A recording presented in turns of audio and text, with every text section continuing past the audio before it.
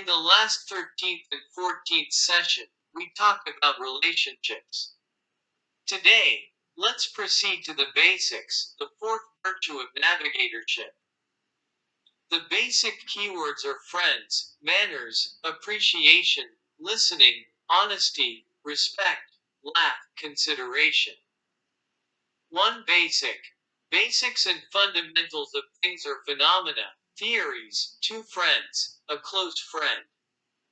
3. Manners, a way of speaking or behavior to express the will of respect. 4. Appreciation, think thankfully, or such mind. 5. Listening to your ear. 6. Honesty, straight and rightness without lie or embellishment. 7. Respect, treat preciously. 8. Smiling or such a voice or expression. 9. Consideration, have your mind to help or take care of. Dominic Proctor said, only a company or individual who has a strategic partnership with a competitor in a corporate environment where everything is uncertain survives. Longfellow said, do not trust the future, bury the dead past, and act on the living present.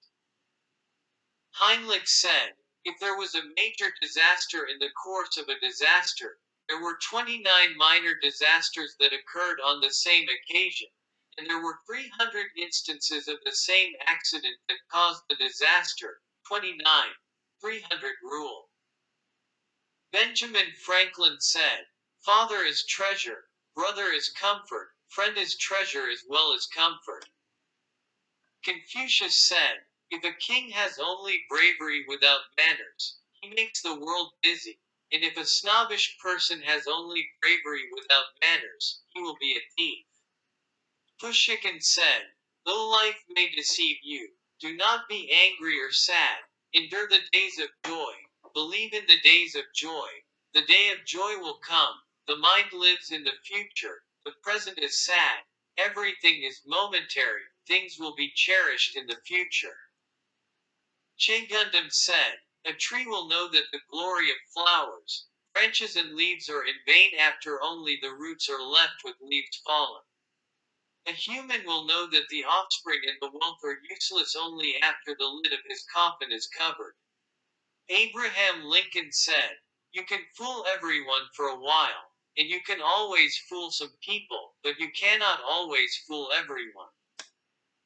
Mike McLaren said, do not give up, if you have something you want to be, take pride in it, give yourself a chance, set your goals high. Schwab said, sunlight gives a warm light to anyone, and a smiling face gives a feeling of closeness like sunshine. To enjoy life, you have to laugh without a frowning face. You are going to watch a video about basics presented by Michael Norton, social science researcher served on TED. So I want to talk today about money and happiness, which are two things that a lot of us spend a lot of our time thinking about, either trying to earn them or trying to increase them. And a lot of us resonate with this phrase, so we see it in religions and self-help books, that money can't buy happiness. And I want to suggest today that, in fact, that's wrong, and that I'm at a business school, so that's what we do, so that's wrong. And in fact, if you think that, you're actually just not spending it right, so that instead of spending it the way you usually spend it, maybe if you spent it differently, that might work a little bit better. And before I tell you the ways that you can spend it that will make you happier, let's think about the ways we usually spend it that don't, in fact, make us happier. We had a little natural experiment. So CNN a little while ago wrote this interesting article on what happens to people when they win the lottery. Turns out people think when they win the lottery their lives are going to be amazing. This article is about how their lives get ruined. So what happens when people win the lottery is, number one, they spend all the money and go into debt. And number two, all of their friends and everyone they've ever met find them and bug them for money. And it ruins their social relationships, in fact. So they have more debt and worse friendships than they had before they won the lottery. What was interesting about the article was people started commenting on the article, readers of the thing. And instead of talking about how it had made them realize that money doesn't lead to happiness, everyone instantly started saying, you know what I would do if I won the lottery? and fantasizing about what they do. And here's just two of the ones that we saw that are just really interesting to think about. One person wrote in, when I win, I'm going to buy my own little mountain and have a little house on top. And another person wrote, I would fill a big bathtub with money and get in the tub while smoking a big fat cigar and sipping a glass of champagne. This is even worse now. Then I'd have a picture taken and dozens of glossies made. Anyone begging for money or trying to extort from me would receive a copy of the picture and nothing else. And so many of the comments were exactly of this type, where people got money, and in fact, it made them antisocial. So I told you that it ruins people's lives and that their friends bug them. It also, money often makes us feel very selfish, and we do things only for ourselves. And we said, well, maybe the reason that money doesn't make us happy is that we're always spending it on the wrong things, and in particular, that we're always spending it on ourselves. And we thought, I wonder what would happen if we made people spend more of their money on other people. So instead of being antisocial with your money, what if you were a little bit more pro-social with your money? And we thought, let's make people do it and see what happens. So let's have some people do what they usually do and spend money on themselves, and let's make some people give money away and measure their happiness and see if in fact they get happier. So the first way that we did this, on one Vancouver morning, we went out on the campus at University of British Columbia, and we approached people and said, do you want to be in an experiment? And they said yes. We asked them how happy they were, and then we gave them an envelope. And one of the envelopes had things in it that said, by 5 p.m. today, spend this money on yourself. So we gave some examples of what you could spend it on. Other people in the morning got a slip of paper that said, by 5 p.m. today, spend this money on somebody else. Also inside the envelope was money, and we manipulated how much money we gave them. So some people got this slip of paper and $5. Some people got this slip of paper and $20. We let them go about their day. They did whatever they wanted to do. We found out that they did, in fact, spend it in the way that we asked them to. We called them up at night and asked them, what'd you spend it on, and how happy do you feel now? What did they spend it on? Well, these are college undergrads, so a lot of what they spent it on for themselves was things like earrings and makeup. One woman said she bought a stuffed animal for her niece. People gave money to homeless people. Huge effect here of Starbucks. So if you give undergraduates $5, it looks like coffee to them, and they run over to Starbucks and spend it as fast as they can. But some people bought a coffee for themselves the way they usually would, but other people said that they bought a coffee for somebody else. So the very same purchase, just targeted toward yourself or targeted toward somebody else. What did we find when we called them back at the end of the day? People who spent money on other people got happier. People who spent money on themselves, nothing happened. It didn't make them less happy, it just didn't do much for them. And the other thing we saw is that the amount of money doesn't matter that much. So people thought that $20 would be way better than $5. In fact, it doesn't matter how much money you spent. What really matters is that you spent it on somebody else rather than on yourself. We see this again and again when we give people money to spend on other people instead of on themselves. Of course, these are undergraduates in Canada, not the world's most representative population. They're also fairly wealthy and affluent and all these other sorts of things. We wanted to see if this holds true everywhere in the world or just among wealthy countries. So we went, in fact, to Uganda and ran a very similar experiment. So imagine instead of just people Canada, we say, name the last time you spent money on yourself or other people, describe it, how happy did it make you? Or in Uganda, name the last time you spent money on yourself or other people, and describe that, and then we ask them how happy they are. Again, and what we see is sort of amazing because there's human universals on what you do with your money, and then real cultural differences on what you do as well. So for example, one guy from Uganda says this. He says, I called a girl I wish to love. We basically went out on a date, and he says at the end that he didn't achieve her up till now. Here's a guy from Canada, very similar thing. I took my girlfriend out for dinner, we went to a movie, we left early, and then went back to her room for only cake. Just cake only. Human universal. So you spend money on other people, you're being nice to them. Maybe you have something in mind, maybe not. But then we see extraordinary differences. So look at these two. This is a woman from Canada. We say, name a time you spent money on somebody else. She says, I bought a present for my mom. I drove to the mall in my car, bought a present, gave it to my mom. Perfectly nice thing to do. It's good to get gifts for people that you know. Compare that to this woman from Uganda. I was walking and met a longtime friend whose son was sick with malaria. They had no money. They went to a clinic, and I gave her this money. This isn't $10,000. It's the local currency. So it's a very small amount of money, in fact, but enormously different motivations here. This is a real medical need, literally a life-saving donation. Above, it's just kind of, bought a gift for my mother. What we see again, though, is that the specific way that you spend on other people isn't nearly as important as the fact that you spend on other people in order to make yourself happy, which is really quite important. So you don't have to do amazing things with your money to make yourself happy. You can do small, trivial things and yet still get these benefits from doing this. These are only 2 countries. We also wanted to go even broader and look at every country in the world, if we could, to see what the relationship is between money and happiness. We got data from the Gallup organization, which you know from all the political polls that have been happening lately. They asked people, did you donate money to charity recently? And they asked them, how happy are you with your life in general? And we can see what the relationship is between those 2 things. Are they positively correlated? Giving money makes you happy, or are they negatively correlated? On this map, green will mean they're positively correlated, and red means they're negatively correlated. And you can see the world is crazily green. So in almost every country in the world where we have this data, people who give money to charity are happier people than people who don't give money to charity. I know you're all looking at that red country in the middle. I would be a jerk and not tell you what it is, but in fact, it's Central African Republic. You can make up stories. Maybe it's different there for some reason or another. Just below that to the right is Rwanda, though, which is amazingly green. So almost everywhere we look, we see that giving money away makes you happier than keeping it for yourself. What about your work life, which is where we spend all the rest of our time when we're not with the people we know? We decided to infiltrate some companies and do a very similar thing. So these are sales teams in Belgium. They work in teams. They go out and sell basically to doctors and try to get them to buy drugs. So we can look to see how well they sell things as a function of being a member of a team. Some teams, we give people on the team some money for themselves and say, spend it however you want on yourself, just like we did with the undergrads in Canada. But other teams, we say, here's €15. Spend it on one of your teammates this week. Buy them something as a gift or a present and give it to them. And then we can see, now we've got teams that spend on themselves, and we've got these pro-social teams who we give money to make the team a little bit better. The reason I have a ridiculous piñata there is one of the teams pulled their money and bought a piñata, and they all got around and smashed the piñata, and all the candy fell out and things like that. A very silly, trivial thing to do, but think of the difference on a team that didn't do that at all, that got €15, put it in their pocket, maybe bought themselves a coffee, or teams that had this pro-social experience where they all bonded together to buy something and do a group activity. What we see is that, in fact, the teams that are pro-social sell more stuff than the teams that only got money for themselves. And one way to think about it is, for every €15 you give people for themselves, they put it in their pocket, they don't do anything different than they did before, you don't get any money from that. You actually lose money because it doesn't motivate them to perform any better.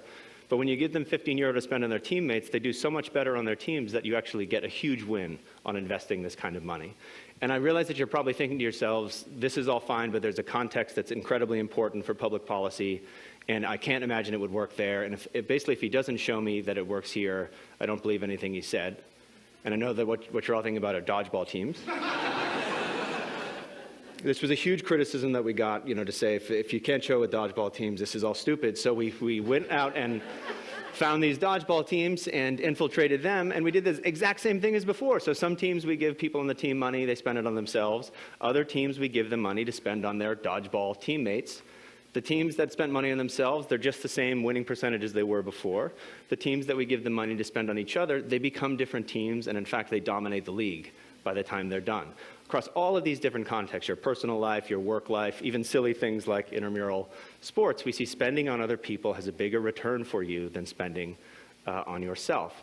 And so I'll just say, I think if you think money can't buy happiness, you're not spending it right. The implication is not, you should buy this product instead of that product, and that's the way to make yourself happier. It's in fact that you should stop thinking about which product to buy for yourself and try giving some of it to other people instead. And we luckily have an opportunity for you. DonorsChoose.org is a nonprofit for mainly public school teachers in low-income schools. They post projects, so they say, I want to teach Huckleberry Finn to my class, and we don't have the books. Or I want a microscope to teach my students science, and we don't have a microscope. You and I can go on and buy it for them. The teacher writes you a thank you note. The kids write you a thank you note. Sometimes they send you pictures of them using the microscope. It's an extraordinary thing. Go to the website and start yourself on the process of thinking, again, less about how can I spend money on myself and more about if I've got $5 or $15, what can I do to benefit other people? Because ultimately when you do that, you'll find out you'll benefit yourself much more. Thank you.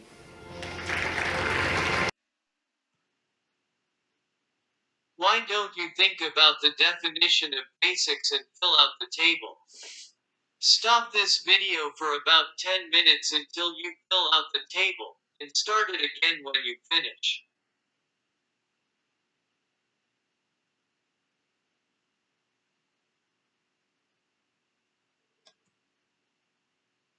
How to execute the virtue of basics. 1. I am a person who is faithful to basic and has a spontaneous abdomen to keep the righteousness among people.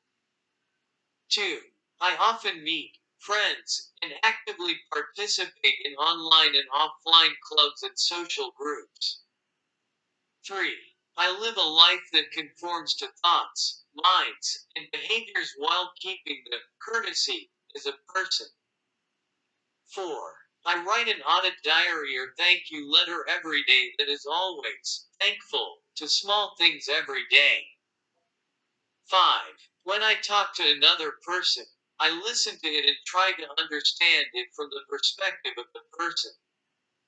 6. I live an honest life that does not deceive others, and I refuse to make bad income bribes or entertainment. 7. I respect myself, respect my family, colleagues, and people around me.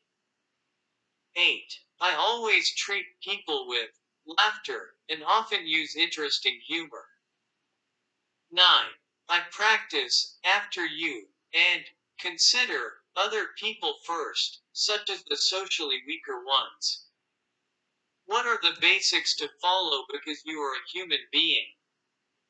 Stop this video for about 10 minutes until you fill out the table, and start it again when you finish.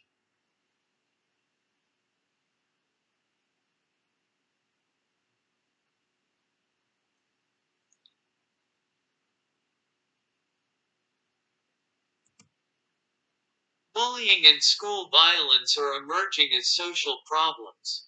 Students suffer from suicide, and the school and the government are preparing measures.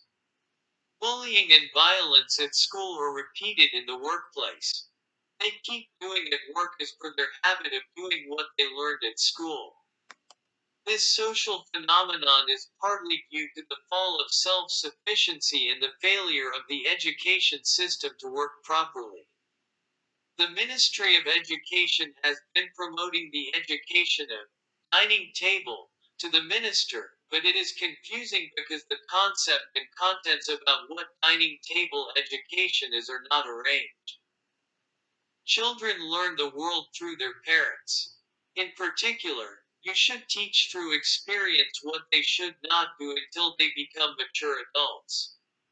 Nevertheless, with the simple idea that children's ardor should not be damned, young parents nowadays are crying that they are doing well without telling them the basics of what to do and what not to do. Even if their children are very haughty in public transportation or public places, they neither persuade nor scold. If others cannot stand their children's haughty behavior and scold them, they blurt out loudly not to damn their children. Of course, developing children's creativity and letting them do well is a necessity to encourage them to do better. Nevertheless, parents who do not teach such courtesy and reluctance, even though there is the kindness and dignity that each should observe if you are using public places and public transport with others, should have no qualification as a parent. Giving birth to their children does not mean that they became grown up parents. It is the parents' duty to nurture them so that they are equal in society. In the past, in the neighborhood community, each other's children learned about each other's good points and admonished children to heal bad things. But nowadays, it is natural to live alone in a separate place in an apartment, and the concept of big family has collapsed and it becomes a small family. So all the parents should take care of discipline preach which was done in the old community. The sad thing is that mom and dad, working together, do not have absolute time to talk to their children. Even though they must have a chance to see each other and talk about their thoughts, they are too busy to have time to sit together at the dining table at the same time. In the relationship between married couples, among father and boys, mother and girls, it is sometimes mistaken for them to have done their duty just by buying gifts and eating out from time to time. Now we have to recover the conversation. In the morning and evening, once a day, You should talk about each other's interests, good things, bad things, hard things, and make time to share what you know. A country cannot stand upright unless the family stands upright at home. The basis of the family is that the parents have to be like parents, and the children are like children. As soon as the parents give up their roles and obligations, their children make their own world and are isolated from their family. Children isolated from the family cannot distinguish between what should and should not be done. Family relationships are the basis of all human relationships. Even in the workplace, manners are breaking down. Young people have a spirit and a passion for young people. Because they are more accustomed to living alone than living together, there are a lot of young people who cannot adjust to the community of work or take pride in themselves without caring about others. The company is not an organization that is doing well alone. We need to create an organization that works well together. The basis of communication, called in technical terms as conversation. If the communication does not work, it suffers from arteriosclerosis and dies by itself. Most workplaces have a ceremonial event. The date with meals may be held on a regular basis, or a special day may be taken for circulation. These days, young people hate this kind of meeting. It is because they are used to being alone and enjoying being alone. It is also the rule of the practice that the ceremony is an extension of the work, or furthermore, an extension of the boss's nagging. It is time to get to know each other through conversation and private conversation for private matters that are hard to discuss at work. Because it helps the business, the company is willing to pay for it at a cost. It is also a high level strategy to create performance through the recovery of human relations. Although such a ceremony is recognized only as an event to eat and drink, it is possible to have the same conversation through the restaurant event as the education at the dining table at home. If you prepare a cheerful place to share stories, difficulties, and experiences with some drink instead of a boring place letting people drink alcohol compulsorily, you will have a pleasant and informative party. At the dinner party, the head or the senior should listen to the young people if possible. When juniors talk about their anxieties, they should listen seriously and share their experiences and form a consensus. One way to teach your juniors is to use the lunch time. It is a role to play as a nice senior to listen to a junior who is having difficulties while having a meal. It is a way to find a hidden 1 inch that restores the relationship with your children at home and with younger juniors at work. Think about people who have been helpful to your life. Stop this video for about 10 minutes until you fill out the table, and start it again when you finish.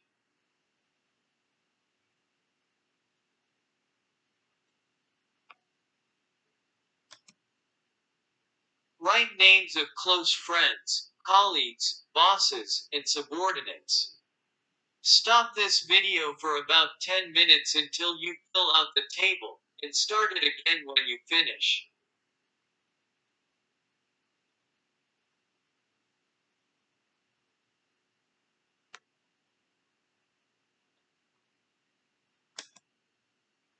The shape of water varies depending on which container it is in, but the fate changes depending on which friends you meet.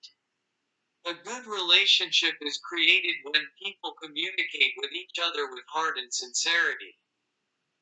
Write an appreciation letter to the most thankful person in your life. Stop this video for about 10 minutes until you fill out the table, and start it again when you finish.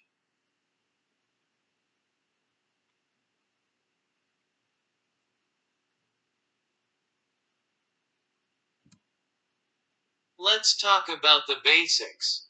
How to become a person who is faithful to basic and has a spontaneous abdication to protect the righteousness among people. Basics lexical concept is the foundation and fundamentals of things, phenomena, theories, and facilities. Basics cannot be overemphasized. A person without a base can collapse at any time like a house built on sand. In a word, you should be a person with manners and politeness. When you learn to play as a hobby, it is necessary to learn the basic standard procedure steadily, then you can put it into practice. In a golf lesson, for the first 1 month they teach a boring swing only. In ancient days, for Chinese language study, it was said that a student could not write another letter until he wrote the first letter of long perfectly. That's because basics and fundamentals are so important. If you are good at the basics, there is no shaking. Fundamentals and principles should be respected. As an old saying goes, it is better to be safe than sorry. You must be a person with good manners. A person who has seen, heard, and learned is a person with good manners. The word of a person without good manners is used when rebuking a person who is guilty of breach of good manners. In the Western proverb, men stumble over pebbles, never over mountains. It means that a person does not fall on the mountain, but falls on a small stone. Neglecting the basics is like falling over a small stone. Things that are neglected on a daily basis can be critical to a crucial moment. All Koreans live very hard. They struggled to overcome their backward life by leaning on the virtue of the zenith of growth and development under the slogan of our 1 year is the decade of the world. And finally, they succeeded in overtaking other countries in many sectors. In the process, however, the law of defection and speed violation has naturally occurred. Now that they are in the stage of reflection and introspection that it is not the whole thing, their appearance these days is that consciousness and action still do not match each other, and name and reality do not match each other. Why don't the national academic level and economy get better even though students are studying their butts off and executives do not get off work? A misguided passion, a reckless driving force, and a busy life without endlessness or problems. If each individual misguides his wrong passion, the society and the nation would have to be the same. Morality is naturally lowered, and only the doubtful expertise remains as a shield to overcome. We live listening to the word human respect. It is not convincing to talk about other people without following the basics. The book of I Learned Everything I Really Need to Know in Kindergarten says, I learned everything about dreaming and wisely living the world in kindergarten.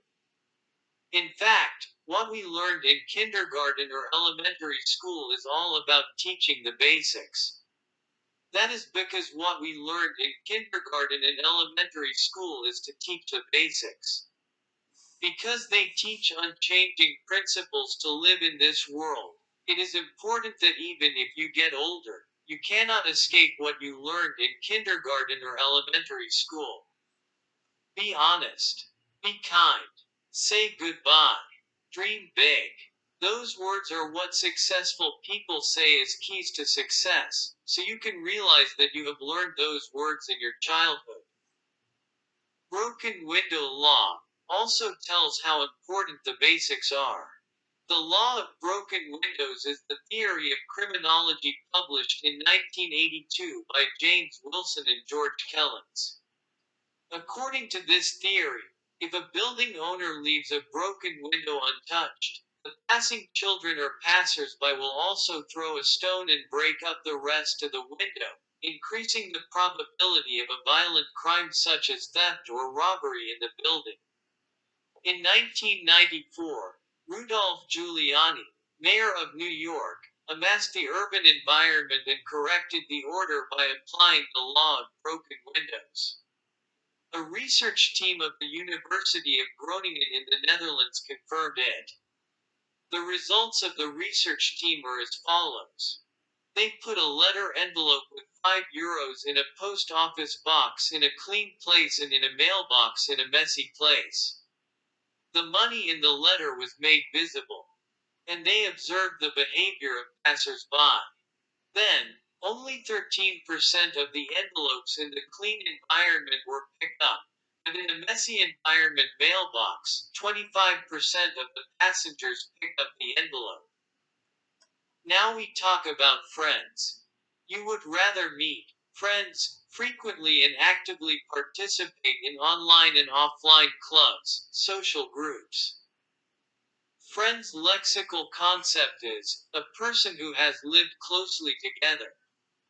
In a British newspaper, they asked a question: how to get to London fastest from the end of the UK. First place was with good friends. If you are with a good friend, it means you are not bored because you can sleep amusingly even though it is a long way to go. There should be a friend who can laugh and cry together with you. We have to make friends respecting each other. A friend is like a sail of life, and it has a big impact on one's life. Among Aesop's fables, there is a story of a bear and two travelers. Two very good friends were going along the mountain road, but a bear suddenly appeared and blocked the way. At that time, a friend who was quick and quickly moved up the tree. But another friend could not find a place and fell flat on the ground. The bear then approached a friend who had fallen on the ground and smelled his nose and went away as if nothing had happened. After the bears disappeared, a friend who had come up on the tree came down and asked, "What did the bear whisper to?" And his reply was a masterpiece. "Yes, the bear said this. He told me not to deal with such a friend who runs away from me in difficult circumstances." This story gives us a great lesson. It is about companion consciousness. It is a time when friendship is needed to be able to take care of others from their own life. There is a weak ring theory in business administration.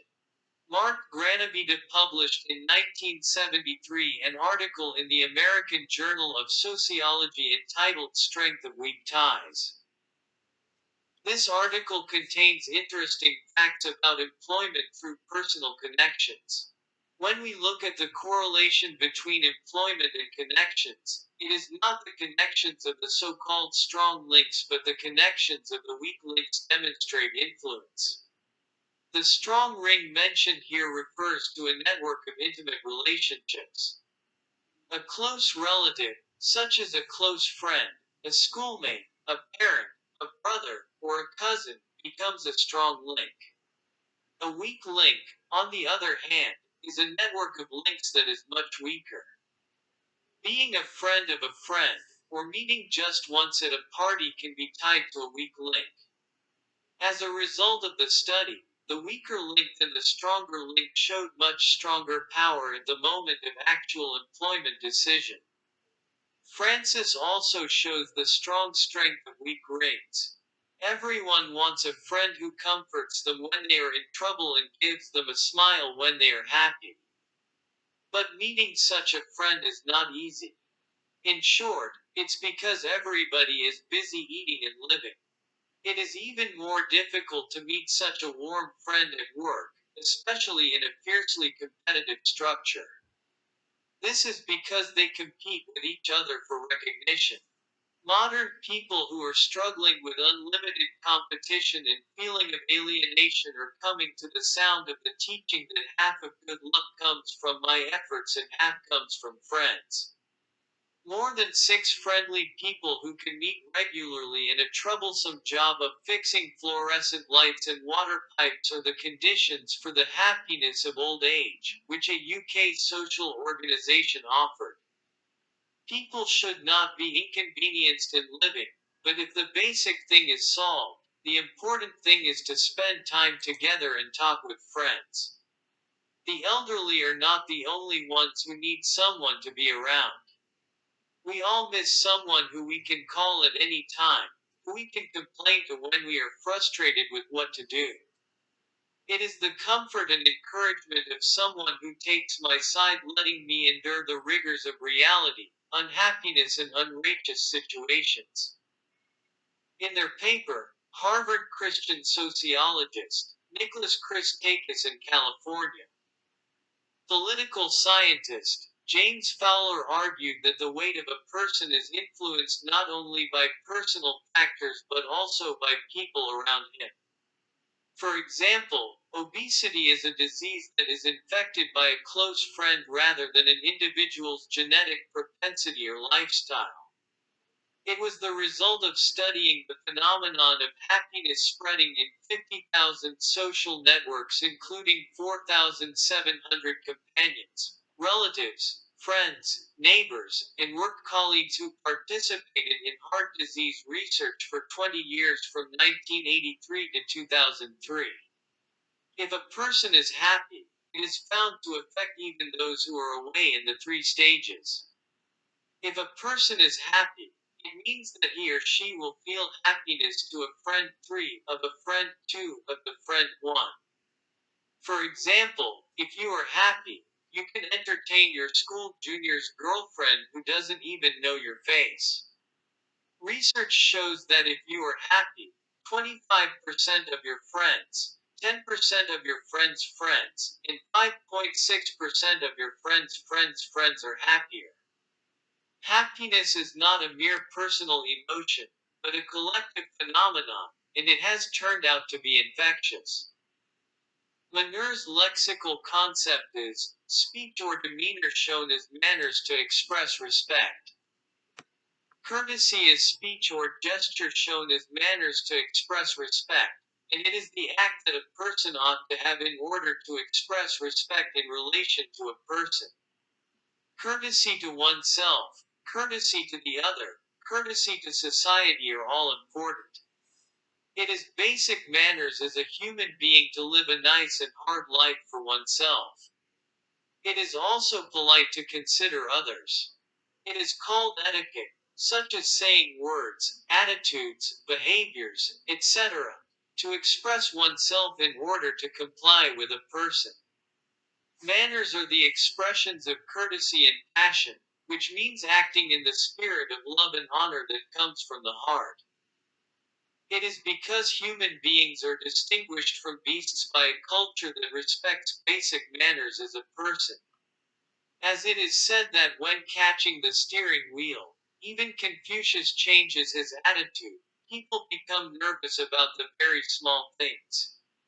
In the bottleneck area, others wait for a long time and keep their turn, but the behavior that interrupts in front of the intersection suddenly, and the act of running on the shoulder of highway makes people uncomfortable and darkens society.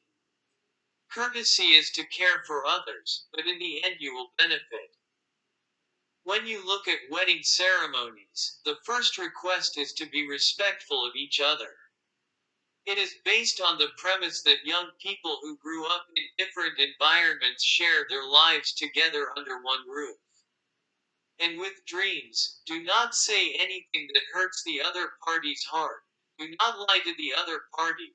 Do not compare the other party with others, and tell them to treat the other party's parents well.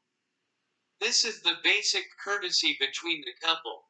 Polite speech, courteous behavior, decent management, and respectful relationships are the survival strategies for the future of the Republic of Korea.